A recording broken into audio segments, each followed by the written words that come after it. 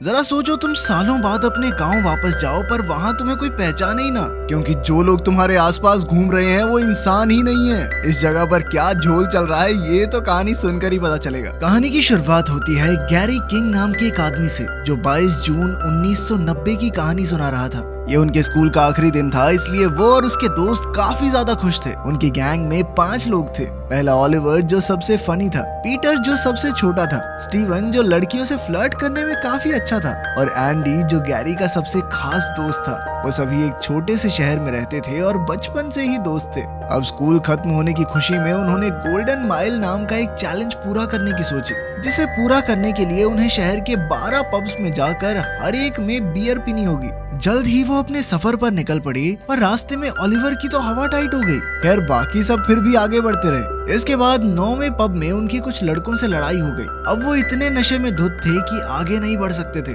किसी को चोट लग गई थी तो कोई उल्टियां कर रहा था, इसीलिए वो अगले 3 पब्स में गए ही नहीं और पहाड़ी की चोटी से एक टूटता तारा देखने लगे। इसके 20 साल बाद अब गैरी नशा छोड़ने के एक प्रोग्राम में उस दिन की कहानी सुना रहा था, क्योंकि ये दिन उसकी जिंदगी का सबसे अच्छा दिन था। एक बच्चे ने उससे पूछा कि वो बाकी के 3 पब्स में क्यों नहीं गए, तो गैरी गहरी सोच में पड़ गया और उसके चेहरे पर एक अलग सी मुस्कान आ गई। इसके बाद हम देखते हैं कि गैरी ने अपने पुराने दोस्तों से मिलकर एक बार फिर से गोल्डन माइल चैलेंज पूरा करने का फैसला किया। लेकिन वो सब चैलेंज में नहीं आना चाहते थे, क्योंकि उन्हें पता था कि एंडी तो किसी भी हाल में नहीं आएगा, क्योंकि उसकी और गैरी की लड़ाई हो गई थी। लेकिन गैरी ने उन्हें विश्वास दिलाया कि भाई तुम तो मानो, मैं उसको भी लेके आऊंगा पक्का। इसके बाद वो एंडी से मिलने गया, जो अब एक कॉर्पोरेट वकील था। खैर अब गैरी ने एंडी को अपने साथ गोल्डन माइल चैलेंज के लिए चलने को कहा, मगर एंडी ने इससे साफ इनकार कर दिया। गैरी ने कहा कि उसकी माँ हाल ही में कैंसर से चल बसी, जिस वजह से वो बेहद परेशान है। ये सुनकर एंडी को गैरी के लिए काफी बुरा लगा। खैर फिर अगले दिन ओलिवर, पीटर और स्टीवन ट्रेन स्टेशन पर पहुंचे तो एंडी पहले ही वहां मौजूद था। जल्द ही गैरी वही स्कूल वाली पुरानी गाड़ी लेकर वहां आया और वो सभी अपने होम टाउन के लिए निकल पड़े, जहां वो 20 साल से नहीं गए थे। वहां पहुंचकर उन्होंने होटल में कमरे लिए और जल्द ही चैलेंज के लिए निकल पड़े। जब वो पहले पब में पहुंचे तो बारटेंडर ने उन्हें पहचाना ही नहीं, जिससे उन्हें थोड़ी हैरानी हुई। साथ ही वहां मौजूद लोगों के चेहरों पर एक जैसे हाव भाव थे। खैर गैरी ने बियर के 5 ग्लासेस मांगे तो एंडी ने कहा कि उसने कई सालों से शराब नहीं पी है। फिर उसने बियर की जगह पानी पिया, जिससे गैरी बिल्कुल खुश नहीं था। खैर फिर वो अगले पब में गए और हैरानी की बात ये थी कि ये भी हूबहू पहले पब जैसा था। यहाँ के बारटेंडर ने भी उन्हें नहीं पहचाना, जिससे उन सबको और अजीब लगने लगा। खैर बियर पीते हुए ओलिवर को अपनी बहन सैम का फोन आया। उसने बताया कि वो भी अपनी सहेलियों से मिलने के लिए शहर में आई हुई है। जल्द ही सैम भी वहां आ गई और सब यही सोच रहे थे कि वो आज भी उतनी ही सुंदर है। सैम उनसे थोड़ी देर बात करके वॉशरूम चली गई तो गैरी ने सोचा कि इशारा कर रही है मुझे,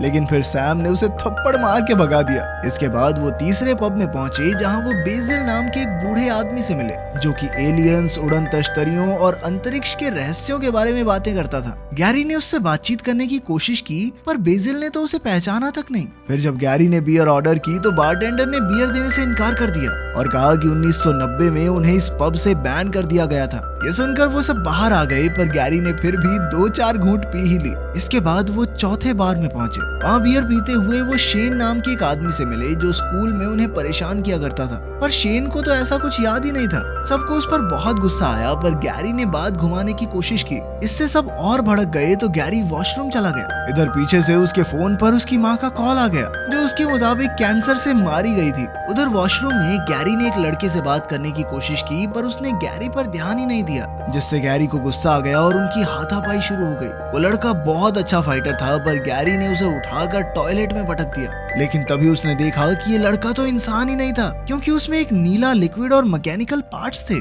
तभी गैरी के दोस्त गुस्से में वहां पहुंचे, क्योंकि गैरी ने अपनी माँ के बारे में झूठ कहा था। पर वो लड़के का टूटा फूटा रोबोटिक शरीर देखकर दंग रह गए। जल्द ही और लड़के वहां आए और उनकी गैरी की गैंग के साथ जबरदस्त लड़ाई शुरू हो गई। खैर सभी रोबोटिक लड़कों को मारने के बाद वो बाहर आकर बैठे और उन्हें समझ आया कि यहाँ लोग उन्हें इसलिए नहीं पहचान रहे क्योंकि उनकी जगह रोबोट्स ने ले ली है। उन्होंने इन अजीबोगरीब इंसानी रोबोट्स का नाम ब्लैंक्स रखा। इस अजीबोगरीब घटना से एंडी तो इतना परेशान हो गया कि उसने 2-4 पैग ही लगा लिए। फिर अगले पब में गैरी ने रेवरेंड नाम के एक आदमी को देखा, जो उसे स्कूल में ड्रग्स बेचा करता था। गैरी ने उसके पास जाकर कहा, माल है क्या भाई? रेवरेंड ने उसे पहचान लिया, जिससे गैरी को बेहद खुशी हुई, क्योंकि उसे पहला जिंदा इंसान मिल गया था। गैरी ने पूछा कि आखिर यहाँ चल क्या रहा है, जिस पर रेवरेंड ने घबरा कर कहा कि वो ना जाने तो ही अच्छा है। अब गैरी और उसके दोस्तों ने रेवरेंड से कहा कि वो उसकी बाहर निकलने में मदद कर सकते हैं, लेकिन रेवरेंड ने इससे इनकार कर दिया। फिर उसे अपने बॉस का फोन आया और वो चुपचाप चला गया। फिर अगले पब में उन्होंने देखा कि सैम अपनी जुड़वा सहेलियों के साथ थी। इस बार भी गैरी ने उसके पीछे बाथरूम जाकर उसे रोबोट्स का सच बताने की कोशिश की,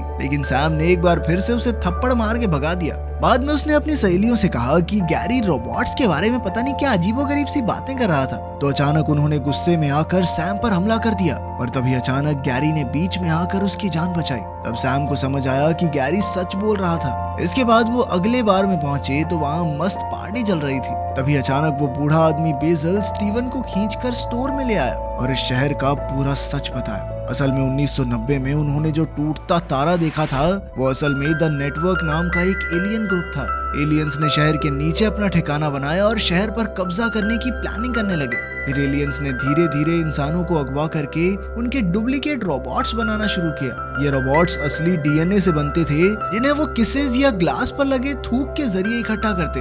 ये सुनते ही स्टीवन अपने दोस्तों को बचाने दौड़ा, जो नशे की हालत में ब्लैंक्स के साथ काफी घुल मिल रहे थे। वो सैम की मदद से सबको बाहर लाया और बेसिल का बताया हुआ पूरा सच सुनाया। स्टीवन ने कहा कि उन्हें इसी वक्त घर वापस चलना चाहिए, पर गैरी ने साफ इनकार कर दिया और ओलिवर ने भी उसका साथ दिया। असल में वो अब भी किसी भी हालत में चैलेंज पूरा करना चाहते थे। इसके बाद वो एक सुनसान बार में पहुंचे, जहां उनका पुराना प्रोफेसर शेफर्ड उनका इंतजार कर रहा था। शेफर्ड ने कहा कि उन्हें भी द नेटवर्क में शामिल हो जाना चाहिए। तब ओलिवर भी प्रोफेसर की तारीफों के पुल बांधने लगा, लेकिन एंडी से ये सब सहन नहीं हुआ। उसने अचानक ओलिवर का सर फोड़ दिया और उसमें से नीला लिक्विड बहता देखकर सबके होश उड़ गए। असल में जब ओलिवर पहले बाथरूम गया था तो उस पर हमला करके उसे भी ब्लैंक बना दिया गया था। जल्द ही वहाँ मौजूद बाकी ब्लैंक्स ने गैरी के ग्रुप पर हमला बोल दिया। उन्होंने भी कई ब्लैंक्स के सर फोड़े, पर ब्लैंक्स अपने पार्ट्स को जोड़कर फिर से पहले जैसे हो जाते। उन्हें एहसास हुआ कि वो ऐसे तो जीत नहीं पाएंगे, इसलिए गैरी सैम को लेकर भाग गया। वो सैम की गाड़ी तक पहुंचे, जिसके जरिए वो शहर से भाग सकते थे, मगर गैरी सैम को भेजकर खुद अपने दोस्तों की मदद के लिए रुक गया। इसके बाद वो स्मोक हाउस गया, जहां पीटर, एंडी और स्टीवन छिपे हुए थे। इसके बाद वो पार्क से होते हुए भाग रहे थे कि अचानक शेन उनके पास आया और स्कूल में परेशान करने के लिए उनसे माफी मांगी। लेकिन पीटर अब भी उससे गुस्सा था, इसीलिए वो शेन को बुरी तरह पीटने लगा। लेकिन फिर उन्हें पता चला कि शेन भी ब्लैंक्स में से एक था। मगर कुछ ही पलों में ब्लैंक्स ने पीटर को चारों ओर से घेर लिया और उसे भी अपने जैसा बना दिया। वहीं उसके दोस्त बेबस होकर ये देखने के सिवा कुछ नहीं कर पाए। फिर वो तीनों गैरी की गाड़ी लेने पब नंबर 10 में गए। वहाँ गैरी ने बियर पी और एंडी को गाड़ी की चाबी देकर भाग निकला। एंडी भी उसके पीछे दौड़ा और स्टीवन गाड़ी लेकर उनके पीछे। रास्ते में गैरी ने कई ब्लैंक्स का सामना किया और 11वें पब में पहुंचकर फिर से दारू पी। जल्द ही एंडी वहां पहुंचा और स्टीवन तो गाड़ी से दीवार तोड़कर अंदर ही घुस आया, लेकिन गैरी अब भी उनसे बचकर अगले क्लब की ओर भागा। एंडी भी उसके पीछे था, मगर स्टीवन को कई ब्लैंक्स ने घेर कर उस पर हमला कर दिया। आखिर में गैरी 12वें और आखिरी पब में पहुंचा, जिसका नाम था द वर्ल्ड्स एंड, जहां टेबल पर एक ग्लास बियर पहले ही रखी हुई थी। लेकिन उसे पीने से पहले ही पीछे से एंडी ने उसे धक्का दे दिया। उन दोनों में लड़ाई शुरू हो गई तो अचानक एंडी की नजर गैरी की कलाई पर पड़ी, जहां पट्टी बंधी हुई थी। असल में गैरी अपनी जिंदगी से काफी हताश था। उसने बताया कि जिस रात से वो गोल्डन माइल चैलेंज हारा था, तब से उसकी जिंदगी में कुछ अच्छा नहीं हुआ। इसीलिए अब उसे लगता है कि ये चैलेंज पूरा करने के बाद उसकी जिंदगी दोबारा से बदल सकती है। जैसे ही गैरी आखिरी बियर लेने गया तो अचानक जमीन अपने आप नीचे जाने लगी और वो एक अंडरग्राउंड कमरे में पहुंच गए। ये जगह कुछ और नहीं बल्कि द नेटवर्क के एलियंस का अड्डा था। उनका असली मकसद इंसानों को इतना एडवांस बनाना था कि वो अंतरिक्ष के बाकी ग्रहों के लोगों से बातचीत कर सकें। फिर एलियंस ने गैरी को भी अपने साथ शामिल होने का ऑफर दिया, जिससे वो हमेशा के लिए जवान हो जाएगा। लेकिन इसके बदले में उसने अपनी जवानी के रोबोट का सर धड़ से अलग कर दिया और कहने लगा कि इंसान किसी के गुलाम नहीं बल्कि आजाद रहने के लिए बने।